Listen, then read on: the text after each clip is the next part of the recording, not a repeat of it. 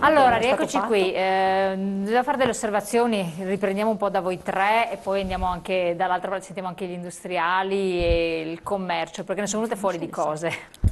Voi siete sconvolti, me l'avete detto poi, siamo basiti. Basiti. Allora, Prego. per far ridecollare questa nostra economia, al di là dell'internazionalizzazione ovviamente, ma abbiamo bisogno di tre fattori fondamentali: sburocratizzazione, soldi da parte delle banche e il mercato. Il mercato, gli imprenditori italiani, i veneti in particolare, se lo sono sempre trovato. Quel barlume, quella pallida ripresa che c'è è frutto del lavoro degli imprenditori, non delle norme economiche, Job Act, legge di stabilità o d'altro. È sempre frutto della imprenditorialità del nostro paese, in particolare della nostra Quindi regione. voi non vi sentite, lei comunque rappresenta un certo tipo di, non vi sentite supportati in questa cosa qui, cercate altre cose, però di fatto il governo... Rimango oltretutto basito quando sento parlare di evasione di IVA, quando in effetti non è assolutamente per niente evasione di IVA, e quindi se una Però parte... questa è la forma mentis, lei dice. Se questa forma mentale esiste a quel livello, io sono preoccupatissimo di questo, ma davvero preoccupatissimo, perché vuol dire che l'imprenditore è considerato tout court evasore. Certo. E deve dimostrare di non esserlo. Sì, sì prego. Quello che dicevo prima. Infatti, anche senza parole, De Franceschi. Allora, voglio essere fiducioso perché per i giovani, per il lavoro che ci sarà da fare, e voglio essere fiducioso perché fino ad oggi le aziende, parlo sempre di piccola e media impresa, che certe volte quando va all'estero si trova a competere anche con la grande impresa. Dobbiamo pensare di essergli molto vicino, di essere... e di prepararli, soprattutto facendoli pensare che quando vanno all'estero un'impresa non va da sola, si porta tutta la sua rete. E a me piace parlare di rete di impresa, il suo indotto, i fornitori, la qualità di quello che hanno scelto in funzione di quello che l'imprenditore, l'azienda vuole fare. E proprio per questo non è semplice. Non è semplice nemmeno il rapporto con la banca, perché certe volte l'imprenditore non è ancora preparato a negoziare questa sua imprenditorialità davanti all'ente bancario e probabilmente oso dire che nemmeno l'ente bancario è preparato ad agevolare nell'ambito finanziario un'attività di un imprenditore o di una rete di imprenditori.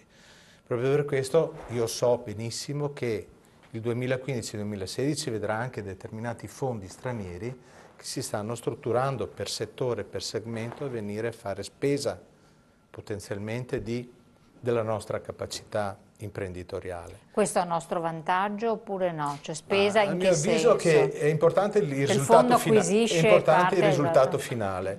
Citavo e ho dato anche il nome di alcuni brand. Non accetto che una grossa azienda di prodotti enologici, ma un grosso marchio, esporti il 10% della sua produzione.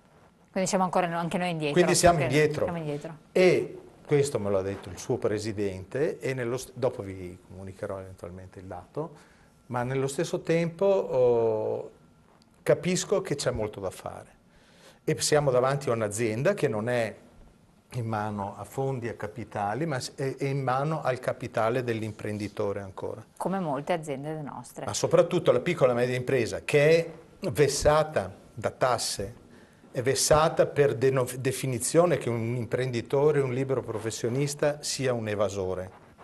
Qui torniamo al discorso di prima. E su questo mi ritengo, fra virgolette, come imprenditore offeso, ma nello stesso tempo, soprattutto nel nord-est, che facciamo tutto noi, vogliamo tutto noi, abbiamo sempre fatto così, ci sono delle cose da cambiare, ben venga a sapere che ci sono delle cose da cambiare, però nello stesso tempo abbiamo un orgoglio di quello che facciamo, proprio perché ci sono imprenditori che si suicidano, sono imprenditori che non pagano l'IVA momentaneamente per pagare, hanno una dignità verso il loro patrimonio, che non è il prodotto, ma sono le persone. Quindi dobbiamo formare. Abbiamo molte cose da fare e ci riusciamo. Ecco, vorrei sentire Gianni Mandruzzato un attimo, perché lei è un tecnico sull'anatocismo e ci entra comunque, perché le imprese in difficoltà perché devono pagare le tasse, eccetera, danno la priorità a volte alla tassazione, altri vabbè, però si trovano poi a fare con le banche e le banche non sempre riservano un trattamento straordinario, quindi l'aspetto delle banche è tornato più volte così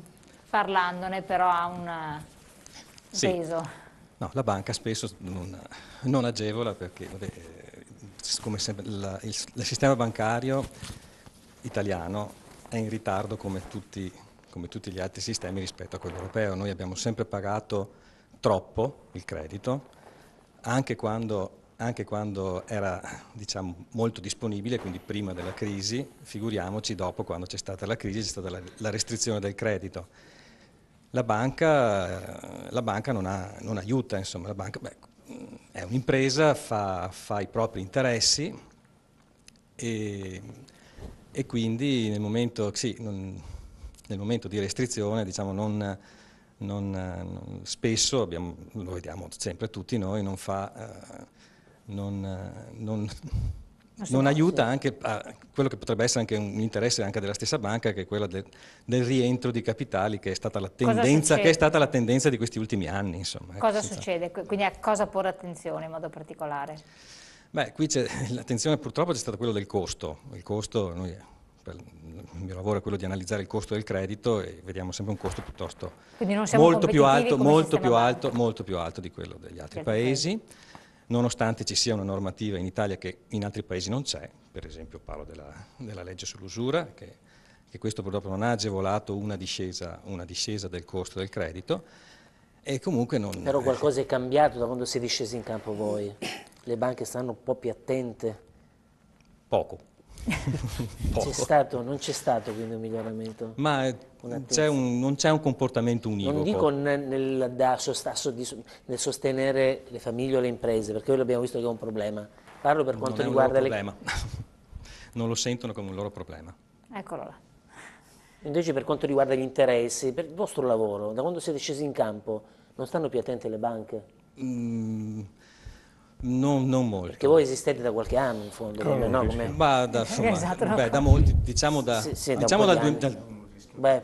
però siete esplosi l'esplosione dal 2010. Negli ultimi 7-8 anni siete esplosi. Sì, no, infatti dal 2008-2009, poi nel 2010 c'è stato poi, con alcune sentenze della Cassazione... Mi pare che siano più attenti da un punto di vista giuridico, formale, che non tecnico. Sostanziale. Sì, no, infatti. No, comunque non è... No, ma non mettiamo in difficoltà. No, ma c'è solo una differenza, non c'è una evidente attenzione da parte delle banche ad agevolare, e comunque non c'è un comportamento uniforme. Le banche stesse non hanno un comportamento... I cittadini vi conoscono come istituto? Sì, oddio, molto più di qualche tempo fa. C'è un mercato che è fiorito e quindi è stato molto...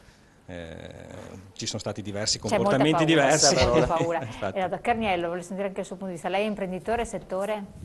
Io informatico. Microfono. Io mi sveglio... Che cosa ne dice? Io mi dico che sono molto basito. Io mi sveglio tutte le mattine... che gli operativi sono basiti. Sì, perché io mi sveglio tutte le mattine e devo fare l'imprenditore, devo portare a casa soldi. La prima cosa devo fare, seguire lo Stato, le tasse, seguire la burocrazia e dopo quello che avanzo fare l'imprenditore. Io credo che ci sia molto da fare, non poco le banche, perché le banche sono solo... È un altro ente che festeggia, chiede soldi ma non dà niente, e qualche volta fanno chi furbi e qualche volta ti chiedono di più di quello che dovrebbero chiedere. Quindi credo che per ripartire veramente dove l'economia possa partire dobbiamo togliere tanta burocrazia, essere meno burocratici. Poi io chiedo anche allo Stato, non mi basterebbe neanche che mi tagliasse le tasse, ma basterebbe che me le mantenesse negli anni successivi senza sorprese, senza aumentare. E credo che sarà impossibile, vista la situazione, che comunque aspettiamoci che negli anni futuri le tasse aumenteranno sempre. E questa è una cosa molto grave. L'export secondo me è un'opportunità che dobbiamo raccogliere. Ma lei riesce ad agganciarla, per esempio? È riuscito ad agganciarla oppure no? Sì, si può agganciare, adesso ci sono delle organizzazioni che ti permettono, come NKV, per poter agganciare anche all'estero. Dobbiamo strutturarci. E anche qui le banche non ci aiutano a fare l'estero, non ci aiuta neanche lo Stato. Poi, se parliamo del Made in Italy, credo che nessuno quando va in Europa ci protegga. Vediamo le normative.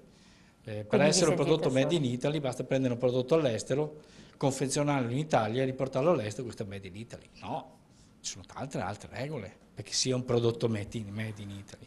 Però anche qui la comunità europea non ci dà una mano, ma soprattutto i nostri politici quando vanno lì non ci proteggono.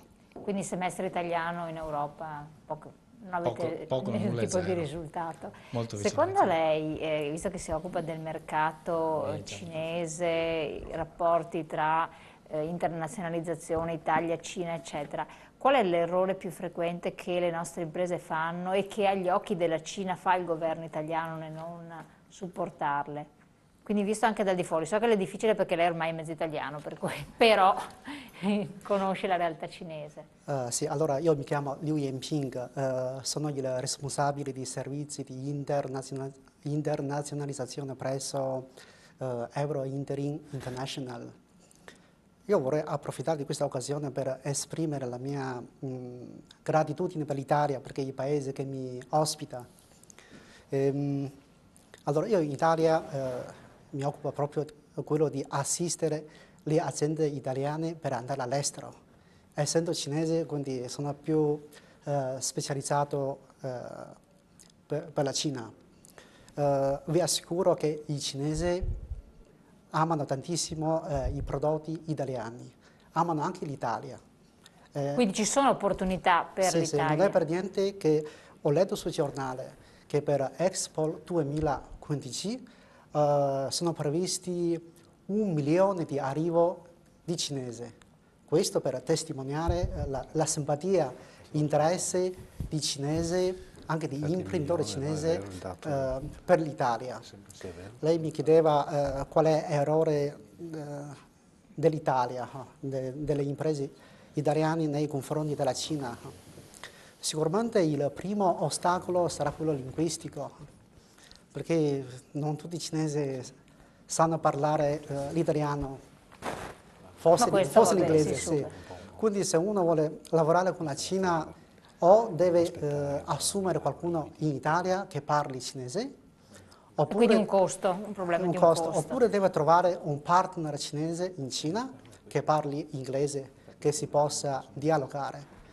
Un'altra cosa che ho constatato è che spesso le imprese italiane vorrebbero vendere, solo vendere, arrivare in Cina, vendere e andare via. Far business, come si diceva, concretizzare. Tanto i cinesi comprano di tutto, giusto? Sì, no, non è però così. bisogna essere un po' Non è così. lungimirante, bisogna essere un po' lungimirante. Quindi i cinesi non acquistano di tutto, anche se il prodotto è made in Italy ed è buono, non è detto che il cinese lo compra sempre, giusto? Ma guardano il prezzo, sì, guardano il prezzo, la convenienza. Se vedi nell'insieme, i cinesi comprano tantissimo.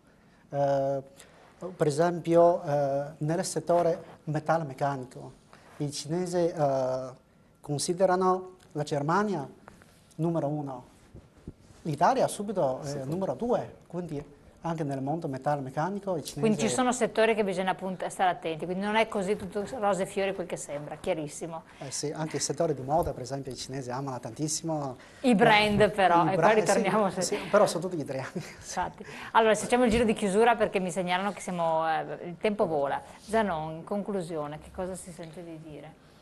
Noi dobbiamo trasmettere un certo ottimismo perché come l'aspetto internazionalizzazione oggi noi lo stiamo vivendo positivamente perché scelte fatte dall'Europa rispetto al credito, scelte fatte sull'abbassamento della differenziale tra dollaro e euro hanno fatto sì che ci siano questi segnali di buone aspettative. Adesso ci auguriamo che arrivino anche quelle del governo.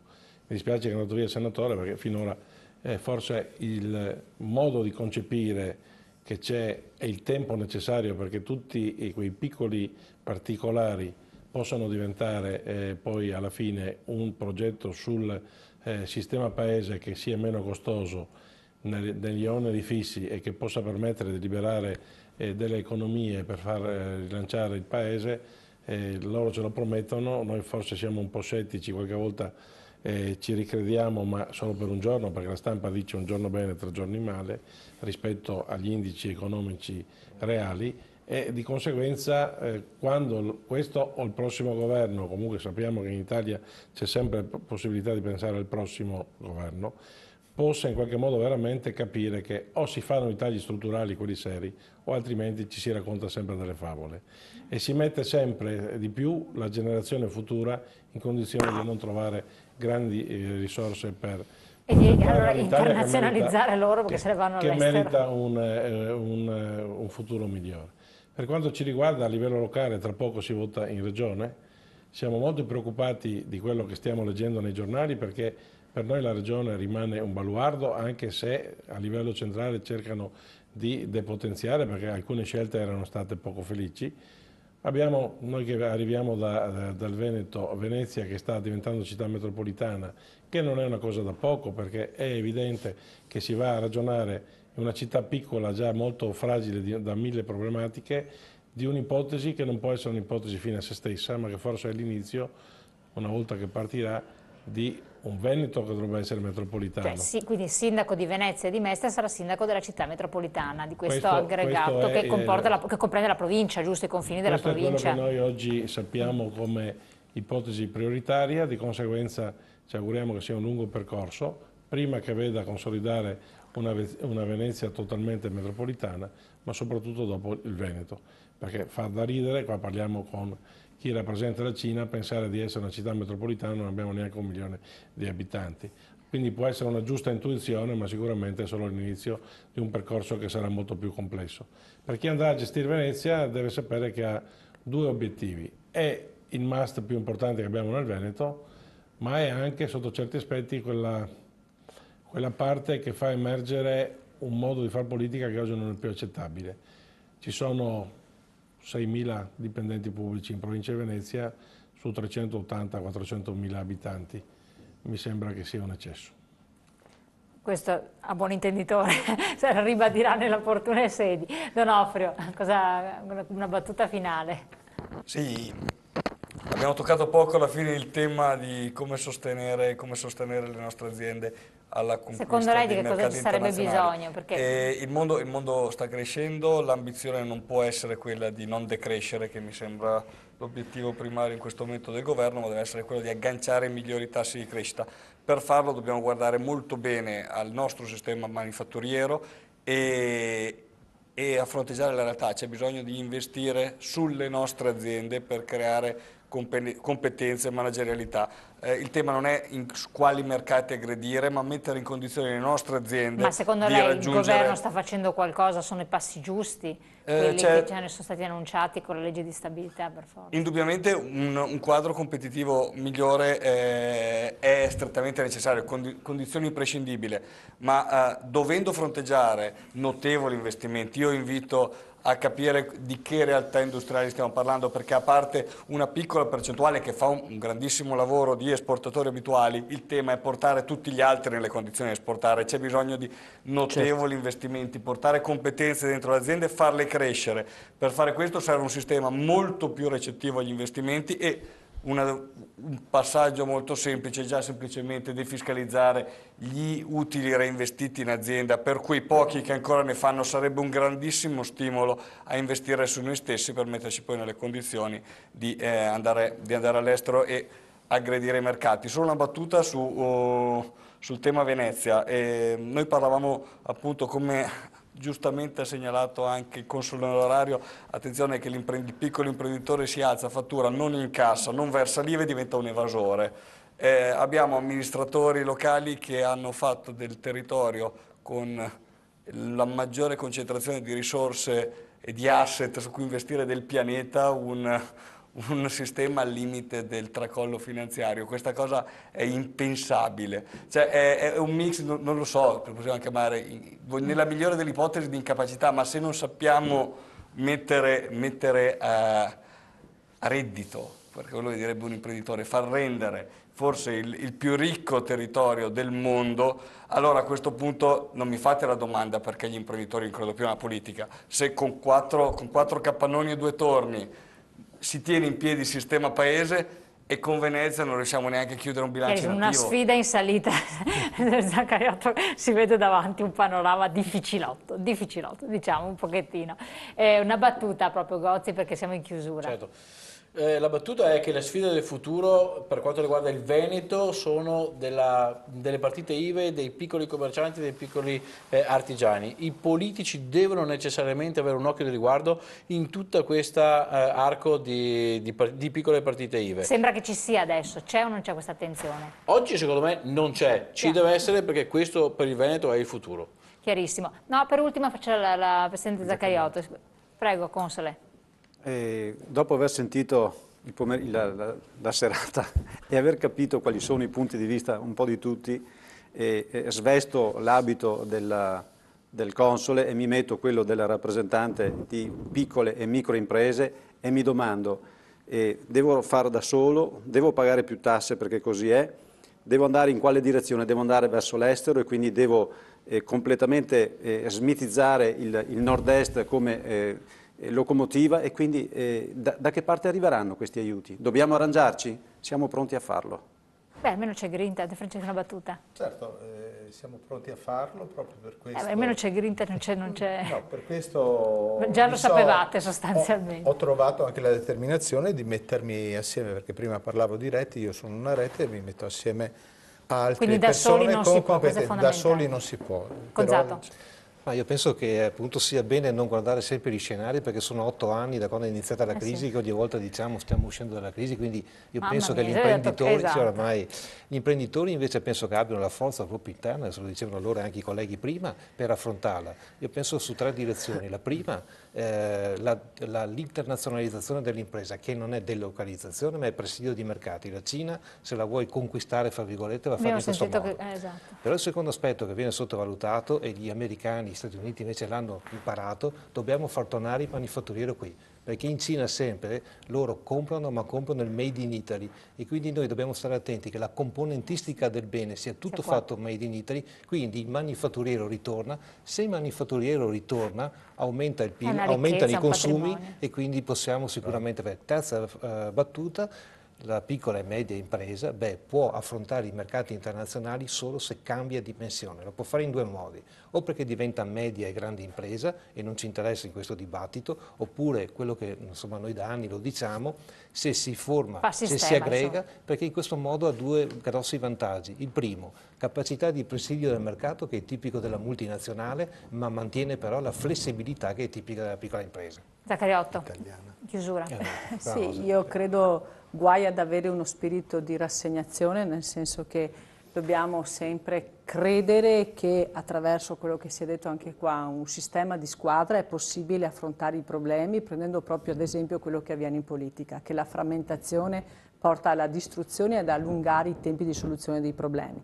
Non ho sentito parlare, ma credo che sia un elemento assolutamente importante per le imprese, anche di questo territorio che deve avere la forza di investire su quelli che sono i servizi, su quelle che sono le infrastrutture, e quindi la politica in questi anni ha anche regalato a questo territorio questa difficoltà di dialogo che ha compromesso servizi importanti, penso a tutta la questione del trasporto, di una viabilità, che questi sono fondamentali per fare imprese. Quindi abbiamo un territorio straordinario, ma che dobbiamo anche aiutarlo a mettersi in relazione, perché ovviamente anche queste difficoltà allungano i tempi e fanno spostare l'attenzione in un'altra parte. Quindi questioni porto, aeroporto e viabilità io credo che dovrebbero essere posti all'attenzione e alle priorità di chi amministra in questo territorio. E aumentare la cultura. Infatti. Una battuta velocissima, perché siamo fuori tempo massimo. Io, Elena, mi sto rendendo conto sempre che c'è uno scollamento tra decisioni politiche e economia reale. Perché se oggi c'è una minima di ripresa è dovuto alla grande capacità degli imprenditori, al fatto che il dollaro costa un po' di più dell'euro, del petrolio. Questo mi dispiace, peraltro mi dispiace, proprio chiudo, che non ho visto nella legge di stabilità nessun tipo di incentivo verso le aziende proprio che stanno creando PIL, che sono le aziende che esportano all'estero. E mi sa che anche le imprese non ne hanno visto tanto. Allora, detto questo, io vi ringrazio per aver partecipato, perché la tematica era anche abbastanza complessa, però era importante anche la presenza di chi rappresenta il governo, perché almeno ci ha dato una panoramica di quel che c'è o che non c'è per le nostre imprese. Facciamo in bocca al lupo a coloro che si candideranno, chi per Venezia come città metropolitana, chi dovesse farlo per le regioni, insomma adesso non sappiamo bene, andremo a chiarirlo più avanti, e naturalmente a voi buon proseguimento, noi ci vediamo domani. Vi lascio adesso con la pubblicità, dopo la pubblicità c'è ancora la pillola di Eurointerim International e dopo chiudiamo, ma comunque io vi saluto subito. Buonanotte e buon proseguimento.